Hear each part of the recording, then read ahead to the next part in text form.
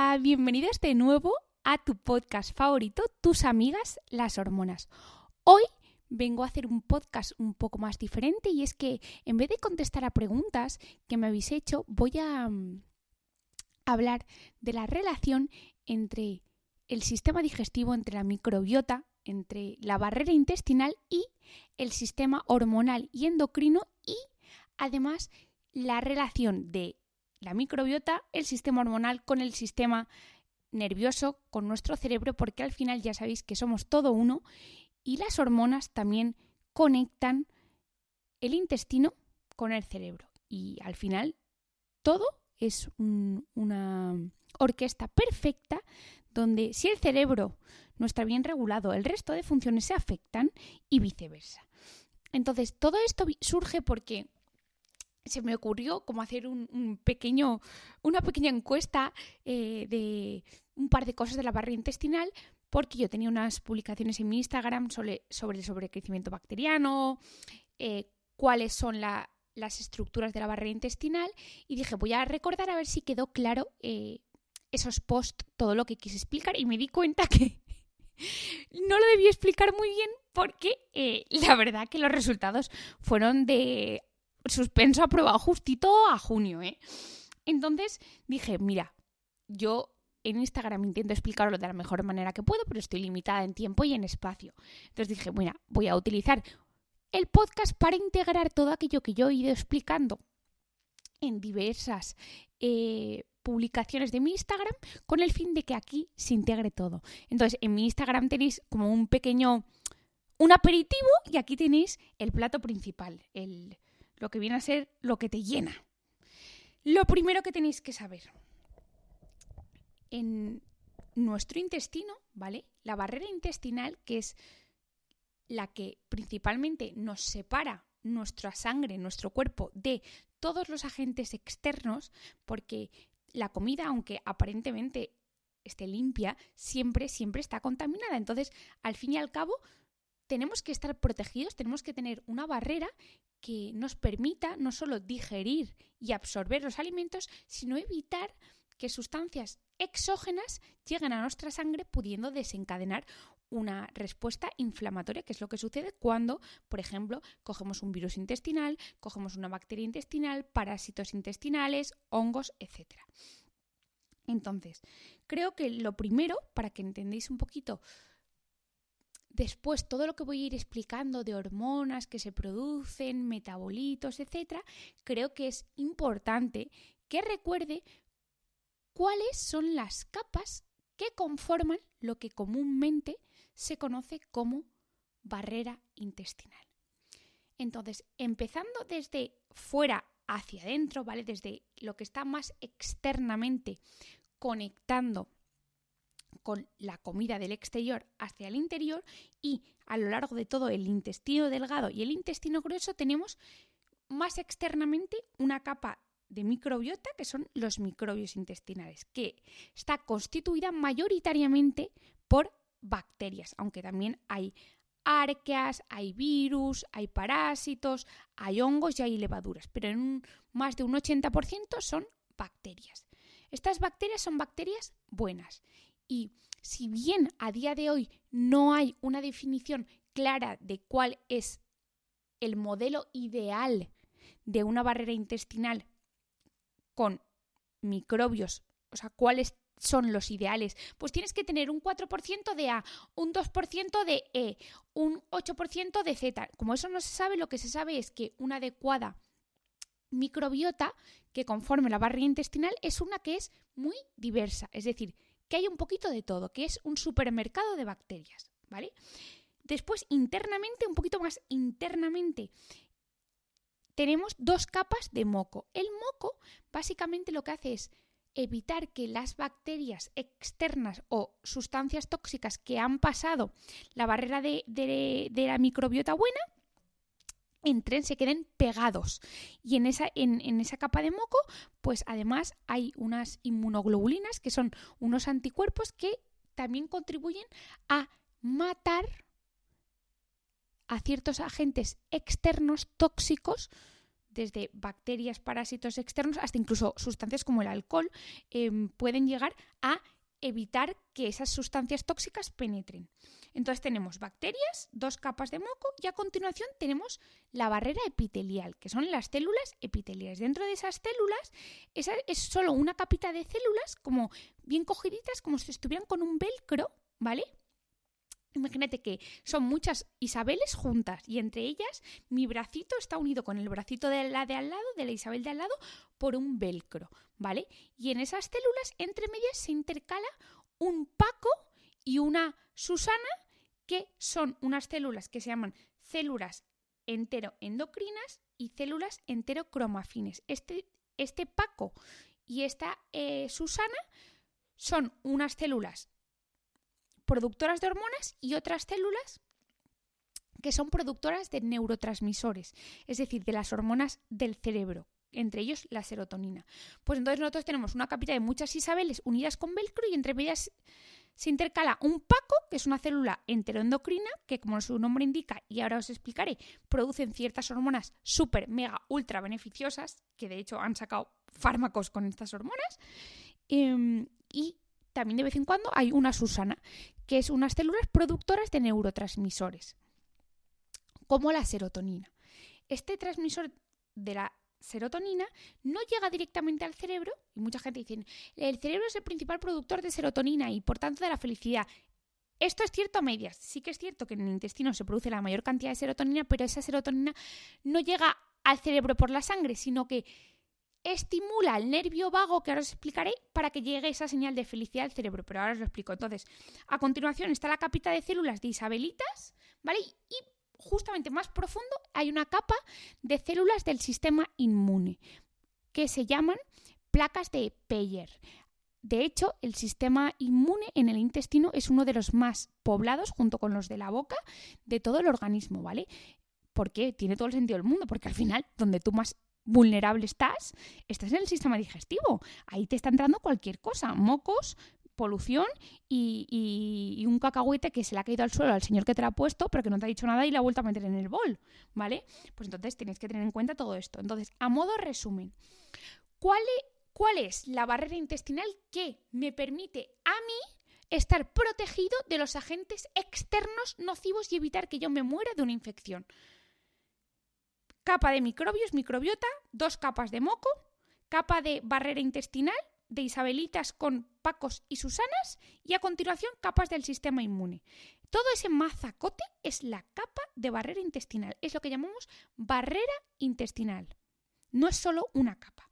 Pues bien, ¿de qué manera y por qué es tan fundamental mantener una integridad de esa barrera intestinal? Es decir, queremos que todas y cada una de las capas estén bien, porque si una capa falla, el sistema falla. ¿Por qué? Porque ya entra más cantidad de bacterias que el resto de capas no son capaces de neutralizar, o incluso cuando se afecta una capa, por ejemplo la microbiota, también se afecta la capa de moco, y cuando se afecta la capa de moco se afecta más la capa de barrera intestinal porque llegan más cantidad de bacterias que destrozan las células isabelitas y entonces entra más cantidad de bacterias que el sistema inmune de la última capa no es capaz de paliar y ¡pam! Toda la sangre, inflamación crónica, se desencadenan enfermedades autoinmunes en gente predispuesta, empeoran enfermedades autoinmunes, empeoran enfermedades endocrinas metabólicas como la diabetes, como el hipotiroidismo, etcétera, etcétera, etcétera. Por lo tanto, es fundamental mantener la integridad de esta barrera intestinal. Al final explicaré por qué se puede dañar y cómo podemos mejorarla. Pero antes de nada, yo quiero que entendáis por qué es fundamental mantener esta integridad también a nivel endocrino. Pues porque, como os he dicho, en la capita de células de Isabelitas se intercalan Pacos, que son células enteroendocrinas. Pues bien, en estas células enteroendocrinas, fundamentalmente en la capa del intestino delgado, tenemos unas células L que producen 2 hormonas que se llaman, 3, lo otro es un neuropéptido, pero 2 hormonas que se llaman GLP-1 y GIP. Estas 2 hormonas, que de hecho os sonarán más porque están contenidas de una manera artificial en los fármacos tan conocidos como Saxenda, Ozempic, que tanto se ha puesto de moda para la obesidad y que son fármacos que son muy buenos para la diabetes tipo 2 y para la obesidad, especialmente el semaglutid, lo que se conoce en España como Ozempic. Estas dos hormonas que se producen en la capa de epitelial de la barrera intestinal y en las células enteroendocrinas se encargan, es que son unas hormonas que son fabulosas, porque os voy a explicar. 1. Favorecen que tú te sientas saciado, tanto porque retrasan el vaciamiento gástrico, haciendo que tu comida entre más lentamente a la sangre y por tanto vayan proporcionándote energía de manera más sostenida y tú te sientas saciado más tiempo, como porque a nivel cerebral estas hormonas que se producen en el intestino llegan a la sangre y atraviesan la barrera hematoencefálica, llegan a tu cerebro e inducen una sensación de saciedad muy profunda. De hecho, por eso es tan bueno en pacientes con obesidad, porque se sabe que las personas con obesidad tienen una alteración en la capa intestinal y concretamente en las células productoras de estas dos hormonas y por tanto se sienten saciados mucho menos tiempo y en mucha menor intensidad que las personas que no sufrimos esta enfermedad. Por otra parte, estas dos hormonas GLP-1 y GIP además aumentan tu sensibilidad a la insulina. ¿Qué quiere decir esto? Pues que tu páncreas produce una insulina y esta insulina hace efecto fenomenal en tu músculo, en tu hígado y en tu tejido graso, haciendo que tus músculos capten rápidamente la glucosa, lo que se conoce como azúcar, de la sangre a su interior, que es donde deben estar, en el interior de los músculos, que tu hígado detecte, porque es muy sensible a la insulina que tú has comido y por tanto no produzca por sí mismo azúcar ni comience a quemar proteínas para producir azúcar al final y por tanto tu metabolismo del azúcar es adecuado, tus músculos se llenan de azúcar y tu azúcar no está en la sangre dañando y oxidando proteínas, que es el principal problema de las personas que no tienen una sensibilidad a la insulina adecuada, que es que la insulina no puede hacer su efecto en las células, es decir, coger el azúcar y meterla dentro.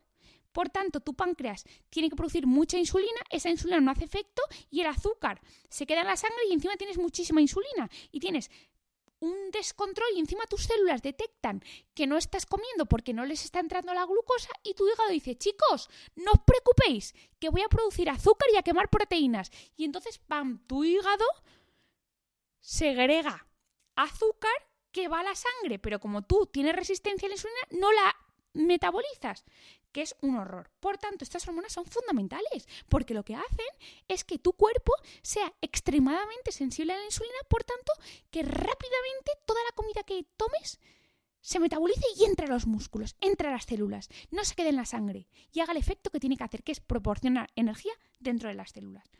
Y por si esto no fuera poco, ¿vale? O sea, ya os he dicho que producen estas hormonas que se producen en la capa de células epiteliales de la barrera intestinal, concretamente las células enteroendocrinas, que es GLP-1 y GIP, tienen efecto saciante tanto a nivel local como sistémico. Mejoran la sensibilidad a la insulina. Además, favorecen en tu corazón que se produzca la liberación de un péptido que se llama péptido natriurético atrial, que favorece que se elimine el exceso de sal en el cuerpo, permitiendo que la tensión arterial no suba, que su corazón se protege y que baje el riesgo cardiovascular. ¿Por qué? Porque la hipertensión arterial, cuya una de sus causas fundamentales es un exceso de sal, de sodio en la sangre, es el principal factor de riesgo modificable cardiovascular. Pues bien, estas hormonas estimulan a que tu corazón produzca un péptido, que es una especie de hormona que se llama PAN, péptido natriurético atrial, y favorece que tú pierdas un exceso de sodio que te hace retener líquidos, sentirte no solo hinchado, sino que además empeora tu corazón, sube la tensión y aumenta tu riesgo cardiovascular. Y por si esto no fuera suficiente, además, estas hormonas protegen el hueso, es decir, evitan que se destruya hueso y además protegen a tu riñón. O sea, estas hormonas son el no va más. El no va más. Pues bien, estas hormonas se producen cuando tú comes y tienes una barrera intestinal íntegra y tienes esas células íntegras. Además, en las células que os he dicho que producen serotonina, que son otro tipo de células, esta serotonina favorece una correcta motilidad intestinal y a nivel local esta serotonina estimula unas neuronas que a su misma vez forman parte de un nervio que se llama nervio vago, que es una carretera enorme que conecta bidireccionalmente el intestino con el cerebro de manera directa. Pues bien, esta serotonina no es que haga efecto porque salga a la sangre y llegue al cerebro, no, sino que esta serotonina a nivel local estimula a esas neuronas del nervio vago, el nervio vago ¡pam!, pega una descarga a tu cerebro y en tu cerebro se favorece un estado de lo que se llama sistema nervioso parasimpático, de relajación, disminuye el cortisol, aumenta la síntesis de serotonina, de melatonina, del neurotransmisor GABA, que es el neurotransmisor más relajante. Y esto se produce gracias a la producción de serotonina por parte de estas células. Luego, por otra parte, las bacterias intestinales, de ahí a la importancia de tener una adecuada microbiota en tanto a cantidad como diversidad, producen, tú comes, ¿vale? Especialmente fibra soluble que está en cereales integrales, en legumbres, en almidón resistente, que es el almidón que se forma cuando tú a un arroz, a una patata, a una pasta la cocinas, la enfrías y luego la vuelves a recalentar, ahí se forma almidón resistente. Ese almidón no se digiere, no absorbes, por así decirlo, parte de esas calorías, sino que se queda para que tus bacterias las metabolicen. Pues bien, esa fibra soluble y ese almidón resistente, esos alimentos prebióticos, ¿vale?, son la comida de las bacterias. Pues bien, una vez que esas bacterias comen eso, produce una especie, voy a decirlo así para que lo entendáis, ¿vale? Produce una especie de caquitas, que esas caquitas se llaman postbióticos. Pues esas caquitas son una cosa que se llaman ácidos grasos de cadena corta. Esos ácidos grasos de cadena corta, que son como las caquitas de esa microbiota, son el acetato, el butirato y el propionato. Pues bien, ese acetato, ese butirato y ese propionato, a su misma vez, también estimula que las células enteroendocrinas produzcan las hormonas GLP-1 y GIP. Y por otra parte, activan directamente ciertas vías metabólicas, especialmente en el hígado, que se encargan de metabolizar la grasa adecuadamente y de producir efecto saciante. Entonces ya tenemos aquí varias cositas de cómo una barrera intestinal saludable es necesaria para mantener un adecuado estado hormonal, un adecuado estado de neurotransmisores que van a implicar directamente en nuestra capacidad de sentirnos saciados, en nuestra capacidad de sentirnos tranquilos, felices y nuestra capacidad de metabolizar bien los carbohidratos y la insulina. Asimismo, luego otros efectos beneficiosos de la microbiota, que no voy a entrar a hablar de todos porque entonces nos daría aquí 80.000 horas y tampoco es mi 100% foco de interés, en tanto que a mí me gusta muchísimo. A mí me gusta todo de la medicina, pero me gusta lo que más a lo que me dedico yo, que es a la especialidad de medicina de endocrinología y nutrición, es decir, hormonas, metabolismo y todo lo que se relaciona. Pero sí que es cierto que, por ejemplo, una adecuada composición de la microbiota se asocia con una producción favorable de ciertas sustancias antiinflamatorias que consiguen atenuar esa respuesta inflamatoria normal y a veces excesiva por el exceso de cortisol, el estrés, el alcohol, el fumar, etc. Y que evita que haya una inflamación local que dañe la barrera intestinal empeorando todo el ciclo. Por tanto, también una adecuada microbiota es necesario para mantener la integridad en general de la barrera intestinal. Entonces, una vez que sabemos cuáles son las capas de la barrera intestinal, sabemos de la importancia de mantener íntegras esa capa, tanto de la microbiota, por lo que os he dicho, que producen unas caquitas, que son los ácidos grasos de cadena corta, acetato, butirato y propionato, que tienen efecto sobre la propia síntesis de hormonas GLP-1 y GIP, porque tienen efecto antiinflamatorio, porque además activan directamente vías metabólicas en el hígado y en el cerebro que nos inducen saciedad y nos permiten metabolizar bien las grasas. Y por otra parte, cuando es necesario mantener también la integridad de nuestra capa de células epiteliales, porque producen hormonas y neurotransmisores que por una parte inducen saciedad, mejoran la sensibilidad a la insulina y por otra parte estimulan al nervio vago para que nuestro cerebro detecte que estamos en un punto tranquilo, que no hay que activar la respuesta de lucha, ni de cortisol, ni de adrenalina y por tanto la digestión sea mejor, nos sintamos más tranquilos, no haya una constante hiperactivación que desregule, inflame todo el organismo. Eso es clave. La siguiente pregunta que se os va a venir a la mente es, vale, Isabel, yo ya sé cuáles son las capas de la barrera intestinal, sé lo importante que es mantenerlos para mantener una adecuada salud hormonal en general. Ahora quiero que me cuentes por qué se puede afectar esta barrera intestinal, es decir, qué puede dañar esta capa, esta barrera, este escudo protector. Pues primeramente, ¿qué puede dañar esta barrera intestinal? Lo primero, la dieta. Las grasas saturadas, especialmente las grasas saturadas animales y transaturadas, lo que hacen es, a nivel de la capa de células epiteliales, que os he explicado que son las isabelitas que están unidas unas entre ellas por velcro, pues estas grasas saturadas lo que hacen es quitarnos el velcro entre las células isabelitas. Por lo tanto, entre Isabel y Isabel, entre células epiteliales, se queda un hueco. Y si se queda un hueco, sabéis lo que pasa, ¿verdad? Que todos esos agentes externos que estaban protegidos pasan a la sangre, producen una inflamación local porque nuestro sistema inmune, que os he dicho que era la capa más interna, reacciona porque dice, uy, todas estas bacterias que no tendrían que estar aquí, ¿qué hacen? Se ponen a activarse. Cuando se activa el sistema inmune, se activa la inflamación y se activa el dolor, aparece la inflamación local, el dolor y la inflamación sistémica, que se puede manifestar como dolores articulares, empeoramiento de enfermedades autoinmunes, desde la artritis reumatoide, desde la enfermedad de la esclerosis múltiple, de la enfermedad de Hashimoto, de la enfermedad celíaca, etcétera, etcétera, etcétera. Por otra parte, un aumento del azúcar libre y de la sal lo que hace es que afecta a la composición de la microbiota.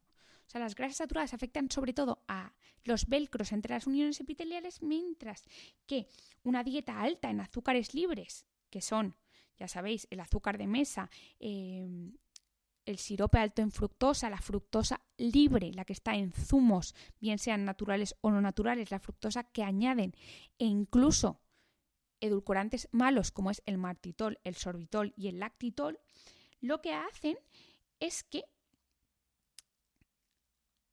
cambian la composición de la microbiota, haciendo que la microbiota que os he explicado que tenía efecto antiinflamatorio, es decir, evitaba que tuviéramos un exceso de inflamación, cambia esa microbiota hacia una microbiota mucho más inflamatoria. Es decir, hace que tus células del sistema inmune, especialmente unos linfocitos que se llaman linfocitos TH17, se hiperactiven. ¿Y qué es lo que sucede si hay más respuesta inflamatoria? Más sistema inmune, más respuesta inflamatoria, más dolor, más síntomas abdominales tipo distensión abdominal, malas digestiones, gases, dolor, más empeoramiento de tu enfermedad autoinmune. ¿Por qué? Porque si tu microbiota está afectada por ese exceso de sal, por ese exceso de azúcares libres, vas a tener más microbiota proinflamatoria.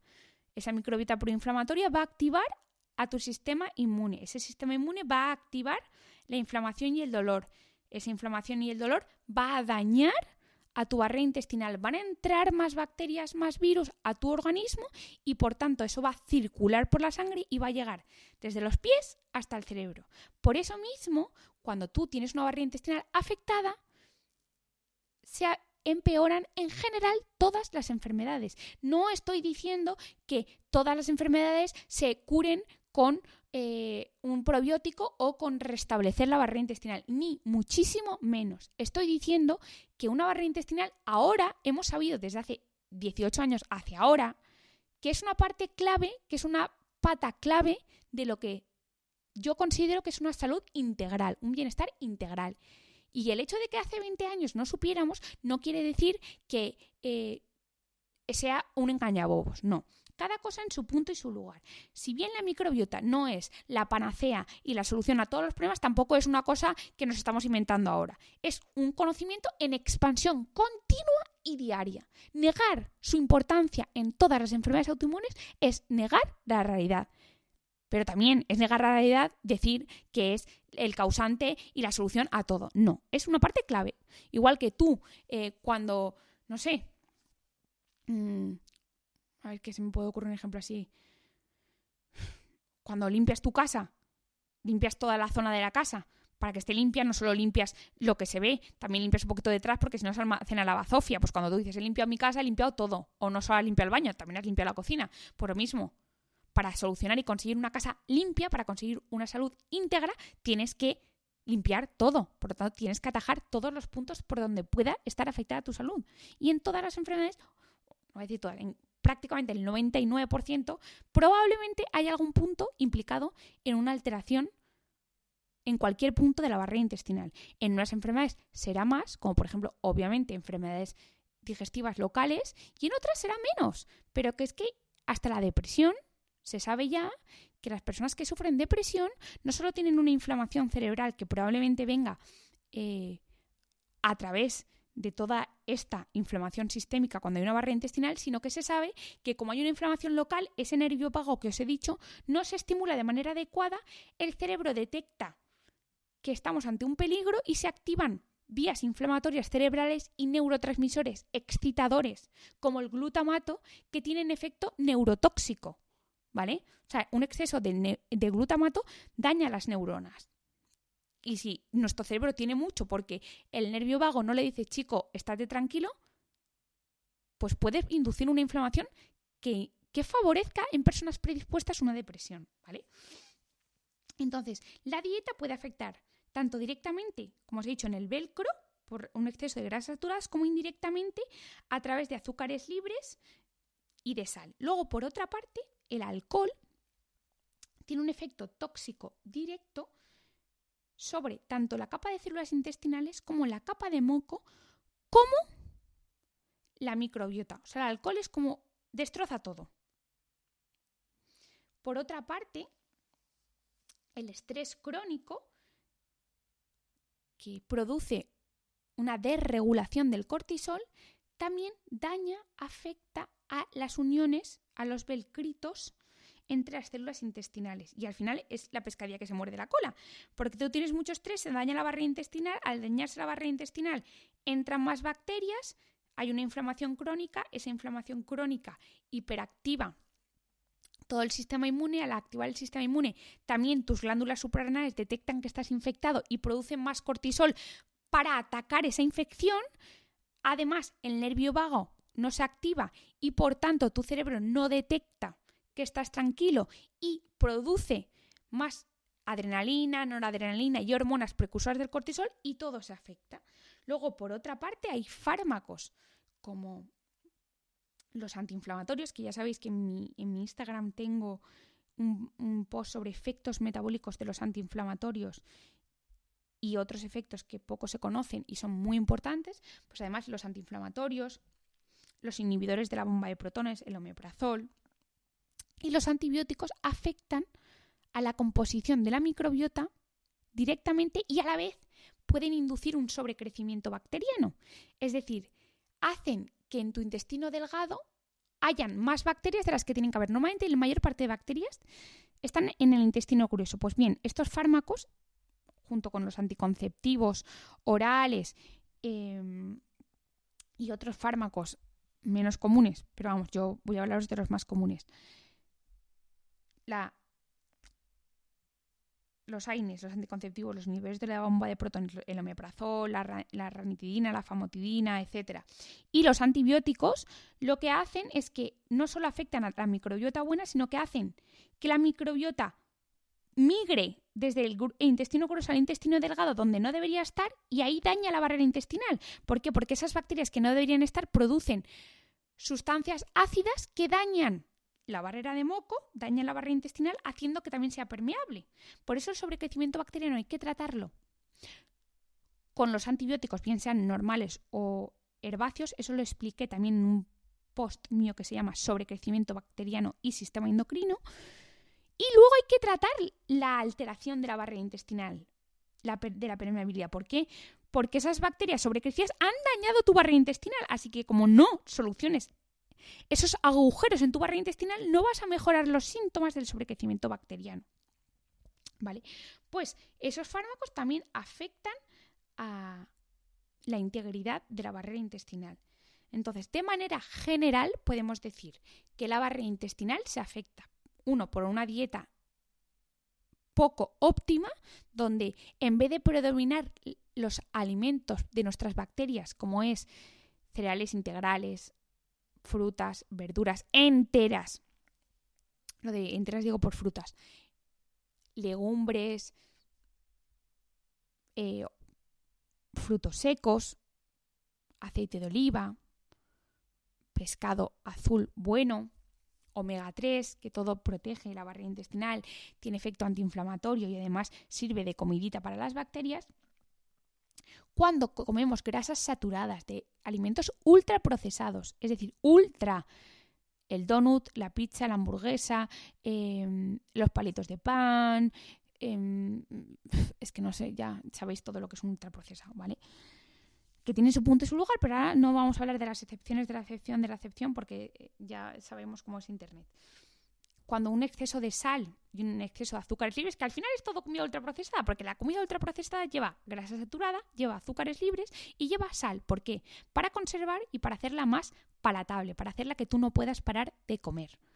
Eso, junto con el alcohol, junto con el estrés y fármacos de uso muy, muy común, como son los antibióticos, que, ojo, cuidado, porque la OMS dijo que en 2050 los antibióticos serán la resistencia a antibióticos será una de las principales causas de muerte, ¿vale? Junto con los antibióticos, los omeprazoles preventivos, el ibuprofeno, el naproxeno, el paracetamol no, pero otros antiinflamatorios dañan la barrera intestinal. Y además, hay ciertas enfermedades que también predisponen a dañar la barrera intestinal, pues personas que tienen que tomar antibióticos, personas que además tienen un sistema inmune muy activado, personas que tienen enfermedad celíaca, personas que tienen enfermedad de Hashimoto, personas que tienen artritis reumatoide, esclerosis múltiple y otras enfermedades autoinmunes, también tenemos una predisposición a que nuestro sistema inmune, que os he dicho que forma parte de la barrera intestinal, la última capa, también destruya por sí mismo la barrera intestinal. Entonces, todo esto puede afectarla y se puede afectar en diversas grados la barrera intestinal. Entonces, ¿qué es lo mejor para reparar la barrera intestinal? Además de, por favor, la dieta, ¿vale? O sea, es que siempre tengo que decirlo. De la dieta, de evitar el alcohol, el fumar, etcétera, etcétera, etcétera. Hay ciertos suplementos que en la cantidad, calidad y tomados el tiempo adecuado ayudan a reparar la barrera intestinal. El primero, principal y más importante es la glutamina, que es el aminoácido más abundante de nuestro cuerpo y es el principal alimento de nuestras células del sistema inmune y además es el principal aminoácido encargado de reparar las células isabelitas de la barrera intestinal. Es decir, se encargan de amasillar y de cerrar los agujeros que determinados agentes externos han creado en la barrera intestinal. Ahora bien, no vale cualquier cantidad de glutamina. Aproximadamente son unos 20 25 gramos de glutamina al día. Yo siempre recomiendo glutamina en polvo pura, con agua, puedes tomarlo con té, puedes tomarlo con yogur, con el gazpacho. Carla, si me escuchas, tú sé que te lo tomas con gazpacho, que es una de mis mejores amigas. Con lo que quieras, puedes tomártelo. Yo idealmente lo prefiero que lo toméis juntos, los 20 gramos, pero podéis tomarlo 10 y 10. En la mayor parte de suplementos pone dosis 5 gramos. No, eso es porque la glutamina, mucha gente sigue pensando que es para la salud muscular. Y eso justamente es para lo que menos. Y parece que para gente que hacía gimnasio eran 5 gramos. Pero para restablecer la barrera intestinal son 20 gramos de glutamina al día durante al menos 6 meses. Pensad que lleváis años probablemente dañando la barrera intestinal y son metros de intestino. Entonces, eso en un par de días no se soluciona. Yo siempre recomiendo mínimo 6 meses, idealmente 8 o 10 meses, ¿vale? De glutamina pura. Todo esto, todo, lo tenéis en mis destacados de favoritos, en mis stories destacados de mi Instagram, favoritos y favoritos 2. En el caso que los del combo de favoritos 1 estén agotados. 20 gramos de glutamina. Luego, también a mí me gusta mucho el zinc L-carnosina, que no tiene nada que ver, lo digo porque siempre lo digo, no tiene nada que ver con el zinc normal. El zinc L-carnosina está unido el zinc a una molécula de L-carnosina que permite que ese zinc entre en la célula intestinal y se quede. Y básicamente lo que hace es esos velcros que os he dicho que unían a las células intestinales, pues bien, ese zinc L-carnosina se encarga de mejorar esos velcros, de repararlos. Y además, la carnosina tiene efecto antiinflamatorio y regenerador de la mucosa intestinal, porque estimula 2 factores de crecimiento, que son el PDGF y el BEGF, que no os interesa, pero bueno, yo os lo digo, pues que se encarga de estimular el crecimiento de las células intestinales. El zinc L-carnosina suelen ser 2 cápsulas del que yo recomiendo y pueden ser juntas o una en la comida y una en la cena, o una en el desayuno y una en la comida, ¿vale? Por otra parte, también estos serían como mis 2 básicos, ¿vale? La glutamina y el zinc L-carnosina. Luego, como extras, también funciona muy bien la cúrcuma, la quercetina, la vitamina A y vitamina D y, por ejemplo, también funciona muy bien aminoácido como el triptófano. El triptófano funciona muy bien no porque la gente se lo toma para dormir, no. El triptófano a nivel intestinal, que por cierto se queda la mayor parte a nivel intestinal, lo que hace es que permite que tu microbiota lo use, ¿vale? Como si fuera comidita en parte, y que por tanto tu microbiota produzca una citoquina antiinflamatoria que reduzca la inflamación y además estimula la producción de células madre intestinales. Entonces, glutamina y zinc L-carnosina seguro, y luego a mí me gusta pues o cúrcuma o quercetina o lo que os he dicho, o el triptófano, o la vitamina A y la vitamina D. Y por último, a mí siempre me gusta reparar también la capa de microbiota, en tanto que sabemos que necesitamos una microbiota muy diversa. ¿Y cuáles son los probióticos más recomendados? Que también están destacados de favoritos, ¿vale? Yo sé que esto me lo vais a preguntar mucho, entonces por eso soy tan pesada en el sentido de que os lo recuerdo, porque sé que al final es un poco agobiante decir, uy, es que yo quiero esto, quiero lo otro, pero no sé exactamente cuáles serán, cuáles no. Pues todo está en mis destacados de favoritos. La cuestión que probióticos de la familia y del género Lactobacillus y Bifidobacterium son los mejores. Pues Lactobacillus rhamnosus, Bifidobacterium bifidus, Bifidobacterius longum. Generalmente de esos 2, ¿vale? Hay muchas cepas y no voy a ponerme aquí a decir todos, lo dejaré en destacados de favoritos, como ya sabéis. Entonces, espero que os haya gustado este podcast, que es un poco más diferente, es didáctico, es complejo y intenta explicar cosas muy complejas, pero lo que me gustaría que os quedara claro es que la barrera intestinal está formada por muchas capas, ¿vale? Que es vital y clave que todas las capas estén con una adecuada integridad y salud para que para que efectivamente la barrera sea una barrera y no sea un colador, ¿vale? Que por otra parte, no solo tú quieres tener la barrera íntegra para evitar que bacterias, virus, hongos, etcétera, entren en tu organismo, desencadenen una infección y te produzcan una enfermedad o empeoren tu enfermedad de base. Y cuando digo empeorar tu enfermedad de base, hablo cualquiera, desde una depresión hasta una dislipemia, una tensión alta, una diabetes, un síndrome del ovario poliquístico, una endometriosis, etcétera, etcétera, etcétera, sino porque también en la propia barrera intestinal se producen hormonas claves para el metabolismo del azúcar, que ya sabéis que la diabetes afecta ya a 1 de cada 4 personas, y esto va en aumento, que es clave también para inducir la saciedad, que es parte importantísima de evitar un exceso de ingesta de energía que derive en un sobrepeso y finalmente en una obesidad en personas predispuestas. Y además es fundamental porque también contribuye a nuestro adecuado manejo del estrés, manejo del bienestar y de la tranquilidad a través del nervio vago, gracias a la serotonina producida por las células intestinales. Por tanto, no solo es importante para prevenir infecciones, sino para mejorar tu estado de salud. Y esta barrera se puede afectar por muchísimas causas, desde la dieta hasta hábitos tóxicos, hasta el estrés, que prácticamente, ojo, cuidado con que no lo suframos todos, fármacos muy comunes, anticonceptivos orales y cómo podemos repararla. Esta reparación de la barrera intestinal no es incompatible con el resto de suplementos. Es decir, tú puedes tener un sobrecrecimiento bacteriano, puedes tener un Helicobacter pylori y tratarte con antibióticos y posteriormente reparar tu barrera intestinal.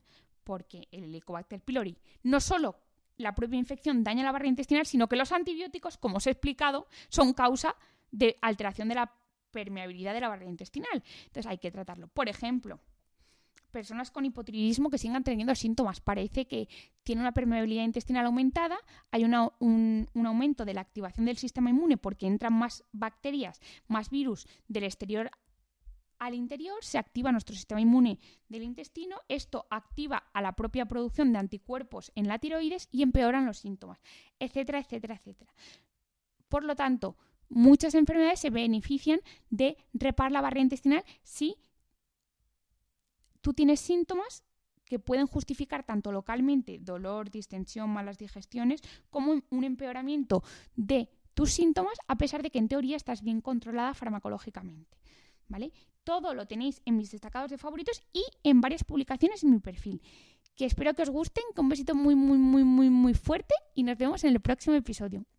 ¡Adiós!